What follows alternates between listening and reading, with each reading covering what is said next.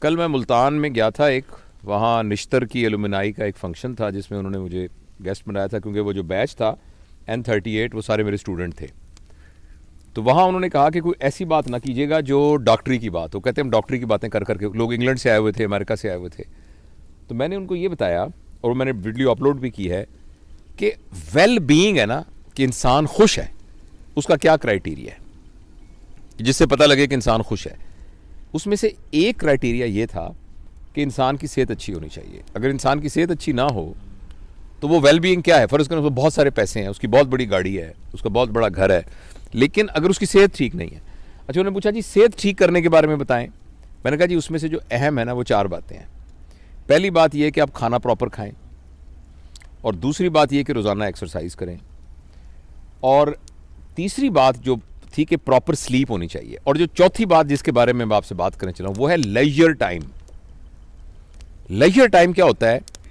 جو آپ دکان پہ بیٹھتے ہیں وہ لیجر ٹائم نہیں ہے، جو آپ شاپنگ کرنے جاتے ہیں وہ لیجر ٹائم نہیں ہے، جو آپ فرض کریں میں سرجن ہوں، میں آپریشن کو بڑا انجوائے کرتا ہوں، مگر یہ بھی لیجر ٹائم نہیں. Work time is not a leisure time. Leisure time وہ ہوتا ہے جس میں آپ کا کوئی ایجنڈا نہ ہو. آپ نے جیسے ہم یہاں آئے ہیں نا، ہمارا کوئی ایجنڈا نہیں ہے، ہم نے بیٹھ کے کسی خاص موضوع پہ ڈسکس نہیں کرنا، ہمیں پتہ بھی نہیں ہم نے کس موضوع پہ.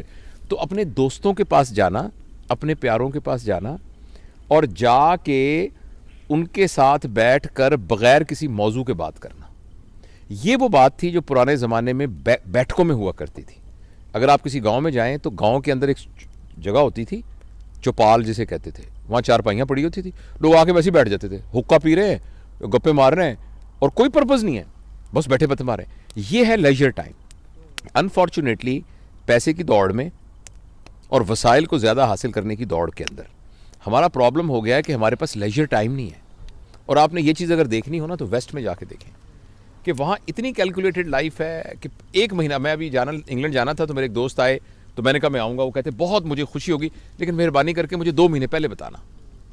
اچھا، ہمارے گاؤں میں یہ ہوتا تھا کہ جیسے پنجابی میں نا پیڑ یہ کہہ کے دروازہ کھول کے اندر چلے گئے. پیڑ بھی زور سے اس لیے کہتے تھے کہ اگر کسی نے پردہ وردہ نہ کیا ہو، سر پہ دوپٹہ نہیں ہے تو وہ لے لو. اور مجھے یاد ہے میرے والد صاحب، وہ ہم ملتان میں رہتے تھے، پھر اسلام آباد میں بھی، کہ ان کے دوست آتے تھے، روز شام کو دوست آتے تھے اور وہ آ کے بیٹھک میں بیٹھ جاتے تھے. مجھے کبھی ہم ان کے گھروں میں جاتے، میں چونکہ اکیلا ماں باپ کا بیٹا تھا تو ابو مجھے بھی ساتھ لے جاتے تھے. وہاں وہ آرام سے بیٹھے تھے، گپے مارتے تھے، کہانیاں سناتے تھے.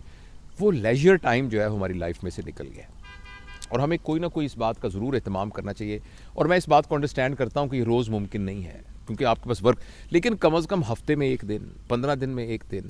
اور دوسرا، ہمارے معاشرے میں نا ہالیڈیز کا رواج نہیں ہے. ویسٹ میں آپ دیکھیے جو بھی بندہ اپنے ویل کہے گا، well I have my children are working, I have got my own house and I have a decent holidays. تو ڈیسنٹ ہالیڈیز ہونا جو ہے نا وہ ایک کرائیٹیریا ہے ویل بینگ کا. لیکن ہم آج کل ہمارے اس معاشرے میں نا ہالیڈیز کا کانسیپٹ نہیں ہے. ہم ہالیڈیز، تو ہمیں ہالیڈیز ضرور کرنی چاہیے، اور بڑی ہالیڈیز نہیں کر سکتے، چھوٹی ہالیڈیز کرنی چاہیے جس میں آپ 4-5 گھنٹے کے لیے دوستوں کے ساتھ بیٹھے ہیں اور گپے مارتے ہیں. اس کے علاوہ ایک چیز جس کو ہم نگلیکٹ کرتے ہیں اور جس کا نبی کریم صلی اللہ علیہ وسلم نے بڑا کہا ہے، وہ ہے صلہ رحمی. صلہ رحمی کا مطلب ہوتا ہے اپنے رشتہ داروں سے تعلق. یعنی گاؤں میں ہمارے عزیز رشتہ دار رہتے ہیں، شہر میں رشتہ دار، ہمیں کم از کم 15 دن بعد، مہینے بعد ان کے پاس جانا چاہیے، ان سے ملنا چاہیے، ان کی خیر خبر لینی چاہیے. تو میں بس اپنی بات کو ختم کرنے سے پہلے ایک چھوٹا سا آپ کو واقعہ سناتا ہوں. میں کوشش کرتا ہوں کہ 8-10 منٹ سے لمبی بات نہ ہو تاکہ لوگ اس کو سن سکیں، لیکن یہ بڑا ایک شاندار میں اسلام آباد گیا امتحان لینے کے لیے، FCPS کا امتحان لینے کے لیے. وہاں اسلام آباد ہوٹل میں ٹھہرا. تو جب میں اسلام آباد میں ٹھہرا تو میں چونکہ وہیں پڑا بڑا ہوں اور وہیں سارا، تو مجھے ایسی خیال آیا، تو میں نے ایک دوست کو فون کیا، اس کا نام مراج ہے، سن رہا ہوگا شاید، نیورو سرجن ہے وہ. میں نے کہا یار ماجے میں آیا ہوں ادھر، تو کدھر ہے تو کہتا تم کہاں ٹھہرے ہو؟ میں کہا میں ادھر ہوں جو اسلام آباد ہوٹل میں جس کا نام ہالیڈے ہے. تو وہ کہنے لگا کہ لے میں تو اس کے سامنے سڑک سے گزر رہا ہوں، کون سا کمرہ ہے تمہارا؟ میں نے بتایا، کہتا میں آ رہا ہوں. اچھا وہ آ گیا. اچھا اتنے میں نے اس نے کہا یار اس کے ساتھ ہی محبوب اللہ ہی رہتا ہے، وہ خبریں میں کام کرتا تھا، تو وہاں کوئی ایڈیٹر شیڈیٹر تھا، تو اس نے کہا میں اس کو بھی بلا لیتا ہوں. وہ محبوب اللہ بھی آ گیا. اس کے بعد ہمارا ایک اور دوست تھا، تو اس نے اس کو فون کیا، وہ بھی آ گیا، تنویر ظفر، وہ آج کل امریکہ میں ہے، وہ بھی آ گیا. ہم چاروں جب بیٹھے نا تو ہم نے گپے مارنی شروع کر دی، اور میرا جانے کا ٹائم تھا جہاز کا. تو اچانک مجھے کہنے لگا یار بالکل ساتھ واجد ہے، یہ سارے میرے اسکول کے کلاس فیلوز تھے. ایک نیورو سرجن ہے، ایک جرنلسٹ ہے بہت بڑا، اور جو تیسرا تھا تنویر، وہ فارن افیئرز میں کام کرتا ہے آج کل نیو یارک میں. تو واجد جو ہم میں سے تھا نا، اس کے والد صاحب تھے درزی تھے. تو تو اس نے واجد نے وہی والی کام شروع کر لیا, اور میلوڈی مارکیٹ کے اندر اس کی کپڑے کی بہت بڑی دکان تھی, اور دکان کے ساتھ ہی اس کا ٹیلرنگ کا کام بھی تھا. تو اس نے کہا یار میں واجد کو پتہ لگے گا کہ تم آئے ہوئے جوید تو بڑا خوش ہوگا, تو چلتے ہیں. تو میں نے کہا چلتے. تو میں نے نیچے سامان چیک آؤٹ ہونے کے لیے میں نے کہا ساتھ ہی واک کر کے چلتے ہیں. ہم واک کرتے کرتے کرتے وہاں پہنچے تو بڑی سی دکان تھی, تو وہاں ہم اندر گئے. تو اس نے کہا کہ ایک لڑکا نکلا, تو میں نے کہا کہ بیٹا, اس نے کہا محبوب الہی نے, کیونکہ ظاہر میں تو بہت سالوں سے دیکھا ہی تھا. تو وہ کہنے لگا کہ واجد کدھر ہیں واجد صاحب؟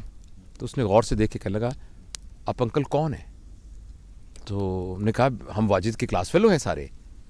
کہنے لگا ابو تو 2 سال ہو گئے فوت ہو گئے. ایک دم میں تو شوق میں ہو گیا, اور محبوب الہی رونے لگ گیا, ایسے کر کے رونے لگ گیا. اس نے کہا یار تو یہاں نہیں رہتا, میں تو یہاں ساتھ کے محلے میں رہتا ہوں, اور مجھے پتہ بھی نہیں میرا کلاس فیلو 2 سال ہو گئے فوت ہو گیا.